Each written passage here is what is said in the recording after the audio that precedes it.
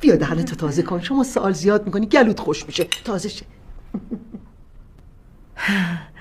اینا فرانسوی هن؟ قربونت برم مینا جان، این کیفو که میبینی 2.5 ما پولشو دادیم. این بشقابام که میبینی اصل فرانسه است. تو یخچالمون 2 بسته گوشت گوسفندی کشتار تازه گل ماهیچه است. ما هم که میبینی برنز شدیم رفتیم سولاریوم برنز کردیم. هر چی هم که تو میبینی تو یخچال بود من رفتم از مغازه خارجی گرفتم. تمام اون تاریخ مصرفاشو نگاه کردم. یه وقت اینو تموم نشد بشه تو یخچال بمونه، هر وقت دلمون بخواد بخوریم. اون 80 اینچ هم که میبینی اونجا هست اون اصل ژاپنه.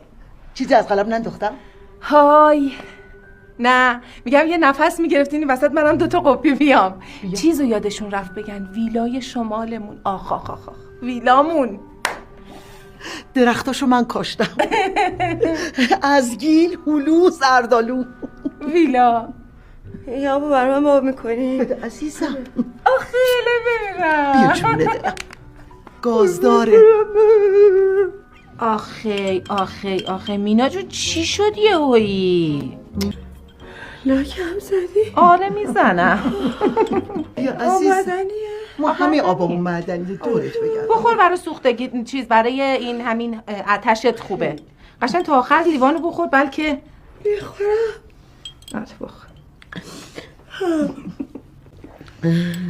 عزیزم این دختر ما مینا جون چرا اینقدر موهاش تنک شده؟ آره طفلی. دست به موهام نزنیم، ریشه موهام مثل ریشه موهای بابام میریزه. آخه دست نمیزنم. حالا ناراحت نباش، شما پول داری، میتونی هر رنگی که بخوای کلاگیس بخری. راست میگی؟ آره عزیزم. آره نگران نباش، هرچند که موهای طبیعی نمیشه.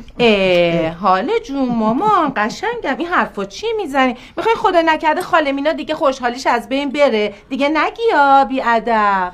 من که خیلی خوشحالم. آره میام الهی فدات شم. ارث میراث این چیزی بهتون رسیده، گنج منج پیدا. تو رو خدا این چیزی هست بگو من خوشحال‌تر شم. نه اصلا قابلیت خود روشنگه. برای امروز بس دیگه. حالا این آبو بخور، بذار این خوشحالی شو که امروز از بدنت رد شه. ما هنوز